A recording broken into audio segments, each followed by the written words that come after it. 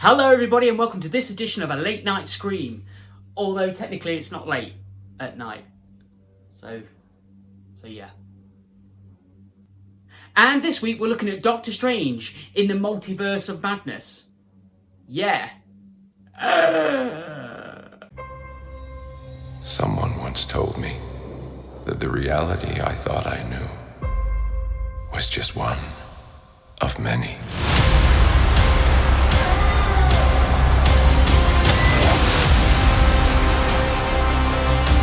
Be careful which path you travel down. Stronger than you have lost their way.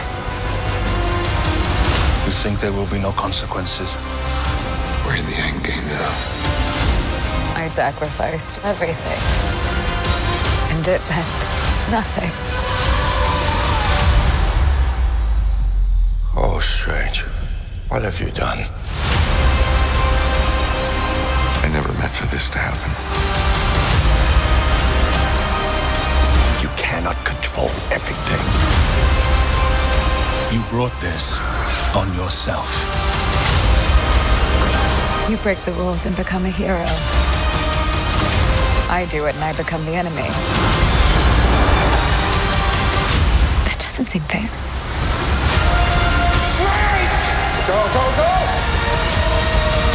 Doctor Strange in the Multiverse of Madness. Rated PG-13. Be the first to see the mind-bending phenomenon in premium large format and IMAX tomorrow. So this film was directed by legendary horror filmmaker Sam Raimi, one of my personal favourites. Famous creator of the Evil Dead series, in case you weren't aware. And also, he's returning back to the MCU. Ever since the first, second and third Spider-Man movies. You know, the ones with Tobey Maguire. The ones that nobody talks about anymore. And so this is going to be a very light spoiler-free review, as the film has literally just come out. I've just come back from the Savoy Cinema in Nottingham, one of my favourite haunts, and I've got to say, it was a packed theatre. And from what I've been looking at online, most of the cinema screenings have been fully packed, which is great to see. Now, as to my personal cinema experience, unfortunately for me, I was sat right in front of an entire family of very young children. Now, I've got nothing against small children, by the way, but when you're taking them to see a sort of Marvel film, and it's in a packed cinema, and they're very loud, and they don't want to sit down for, you know, a 90-minute movie. 90-minute movie when it comes to Marvel. I mean, more like 2-hour movie. So I hear you cry, what can we expect from Sam Raimi returning to the MCU? Is he going to have all his famous horror tropes? Is Sam Raimi-isms? Are they all going to be in there? Will there be a cameo by Bruce Campbell? The answer to all those questions is, yeah, of course. Like there was any worry. So yeah, I mean, obviously being a mental Sam Raimi fan, and yeah, being a big fan of the original Spider-Man trilogy, apart from the third one, I was really looking forward to this movie. It kind of takes me a lot these days to get excited about big kind of blockbuster releases, mainstream movie releases. I tend to not go to many anymore.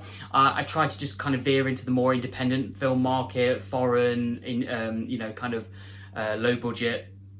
Or I usually look at the new horror releases just because I think, you know, obviously being me, horror is my, you know, my preferred genre. But so I don't really go see Marvel films anymore. I kind of lost my interest with Marvel films, you know, a few years ago. You know, kind of after these sort of Endgame movies and things like that. You know, the Guardians of the Galaxy films are still great. I like the Deadpool films and... but that's not saying like I'm completely against them. It's just that I've kind of lost my interest to the most part. But obviously Doctor Strange being strange and weird, and then Sam Raimi coming into the fold. Not to mention Danny Elfman coming back for the score, for the composing. I mean, who knew? You know, a dream team back together, the old Evil Dead crew. Yes, there is a cameo by Bruce Campbell, so if you're excited about that, it's going to be in there. I actually completely forgot that they were going to do that, and then I saw him and I was like, it's Bruce Campbell! And just to see him on the big screen again was a massive buzz. So yeah, like not a massive Marvel fan. Still love some of the old classic movies. There are one or two movies that I really enjoy and rewatch, but for the most part, I don't tend to watch them very often. I haven't got Disney Plus as a streaming service, so I don't really tend to watch Marvel films that often. But when I do, I really enjoy them. Now, is this film any good? I absolutely love this movie. I had a complete blast. Like I say, it's been a few years since I've seen a Marvel film at the cinema, and I absolutely loved this film. For me, the second in the Doctor Strange films was the kind of promise that it was always meant to be. When I kind of recall the original Doctor Strange movie coming out with Cumberbatch, I remember it being a really big deal that it was going to be weird, strange, it was going to be twisted, nightmarish. They were going to play with like reality and all this, and it was going to be a bit dark. And obviously that always speaks to me. And I remember being a little bit disappointed by the original Doctor Strange movie. Still liked it. It was still a solid movie, just like most of the Marvel films are. Just full of like the old sort of standard tropes. And I was hoping that this film would be a kind of a break in that, and we kind of finally get the film that we were promised. And for the most part, yeah, we do. Hooray! But, that's not to say that the film doesn't have one or two issues. But for the most part, this film is a really fun, exciting, action-packed, slightly freaky, very twisted and weird in some spots, and does have a little hint of horror in it, a real hint of peril, some genuine scares and weird, quite intense scenes. So maybe if you're thinking about taking the younger kids, maybe consider it. But obviously as a horror fan, I was really into that. So I was so happy, I was so pleased. Yes, we do have the obligatory Sam Raimi-isms, the tilted screens, the zooms in and the reaction shots and things like that. We do have Bruce Campbell as a cameo, obviously. We do have some really sort of shadowy, flickery, scary creatures and things like that. The story's interesting, it's engaging. You have a lot of sympathy for the kind of main villain in the movie. There's a real solid reason why the bad guy is doing what they're doing. And it's very fulfilling and very satisfying. The conclusion, yeah. But it all comes from a really genuine place. There's things and characterizations from Doctor Strange that are genuine, that are heartfelt, that are engaging. Same with the villain and especially from some of the side characters. There's a lot more weird imagery in this movie, stuff that you might have wanted a bit more of from the original, like I've said before. So all in all, just a really great, fun thrill ride. And it's Sam Raimi coming back to Marvel, and he's done a great job. I can't see how this film isn't just going to be a massive success. Now, having said all that, there are one or two issues. First off, just like all the other kind of Marvel movies, there are those sort of standard tropes. There's that kind of standard plot line thing that Marvel does. It's a true and tried and tested formula that works. They do play with it a little bit here. It's not as straightforward as all that. It is a bit more interesting, like I say, a bit more engaging, and they mess around with the formula slightly. But it does have those kind of, there are some real links to the original Doctor Strange movie, which was so it's kind of a best of both worlds. It's kind of a standard Marvel movie, but it also does have more horror elements, more scary bits, a lot more to hold on to with your teeth, which is what I like from any kind of movie, really. But yeah, those kind of tropes are there, those kind of bog standard Marvel tropes that we all know by now. The running time, it's a little bit too long, like most big blockbuster Hollywood movies are now. It could have done with being a bit shorter.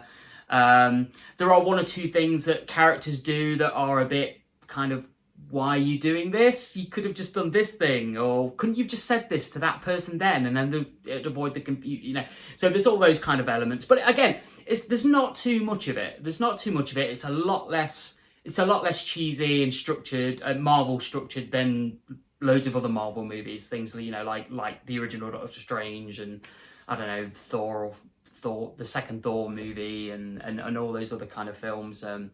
You know, it does evolve away from that, but also touches stones every now and again. You're gonna. The bits in the film where I was just like, oh, this is interesting, this is weird, this is new, and then a little plot thing would happen, or a character would do this thing, and you're like, oh yeah, so it is like, you know, it is a Marvel movie.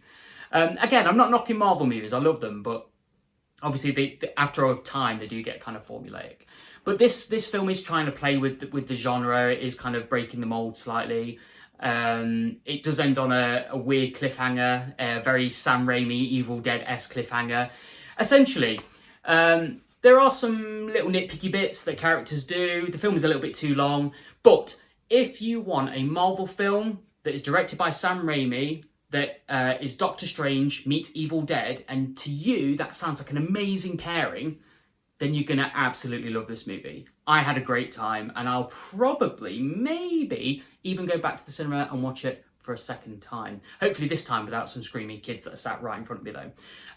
So there's no spoilers in this episode. If you want a Marvel film with a touch of horror, a touch of darkness, some real pathos with the villains and the main characters, and very weird, strange imagery, but still kind of keeping to that kind of Marvel formula, this is the movie for you. I had an amazing time. I highly recommend you go watch this. And yeah, I mean, I'm excited to see Doctor Strange 3. As long as Sam Raimi directs it. Also, guys, just another quick aside. This is just a sort of message for all the kind of fans of the show and people that are kind of subscribing and watching our channel. If you're out there, hey, we see you and we love you and we appreciate you. And a massive thank you to everybody that's supporting us so far through just watching the show, through liking our content, and through subscribing to the channel. It really personally means genuinely a lot to me. So just a massive thanks, guys. So just to give you some quick updates. Jack Horrorhound House of Horrors episode 10 is coming. I just shot basically the entire show today. You'll know because I was wearing this lovely fancy shirt. I've already had a compliment from one of the women in the foyer, in the cinema foyer. She said, hey, I like your shirt. And I said, hey, thank you. So that was a thing. We have just built a new set for the show, a brand new set, which is quite elaborate and quite nice. You know, we're spending a little bit of money on it, but don't tell anybody. We have bought and ordered some professional puppets to be made. So we're going to replace all the kind of crappy puppets that I've made up until now because, as I've sort of stated before, everything we do to do with the show has been made with just things that I found in my garage or found in the back of a cupboard somewhere. Just a bit of glue and paint here or there. But now we've actually decided to buy some real puppets. So we've got a couple of them already in and they look absolutely amazing. I'm so excited to show you guys these puppets. But we're just waiting on a couple of more. So episode 10 is going to take a little bit longer than usual. We're averaging at about an episode a month. Now, if the show grows, if the channel grows, we can maybe monetize or do whatever, and then we can make more content. But until then, I'm just trying to, because obviously I've got to pay the bills, guys. So, you know, I am going to really try very hard to make more episodes more regularly. So more than one a month. We're just kind of waiting for all these new bits and pieces to come into place for the show. Once episode 10 is kind of been launched, we can see how that works, and then things should run a bit smoother from here on in. So yeah, it is coming, guys, I promise, and it's going to be worth the wait. It's going to be amazing. Now, also, our new show, which is We're Still Watching Star Wars, which is a comedy review on Star Wars, both the loving of the Star Wars and the hating of the Star Wars in one show. That is coming. That's going to be out in the next few days. Episode 1, we're reviewing A New Hope. So if you're a Star Wars fan, keep your eyes peeled. Until then, guys, that's enough from me. We're blabbered on and on and on. Obviously, keep watching the show, keep being scared, and we'll see you soon. Bye.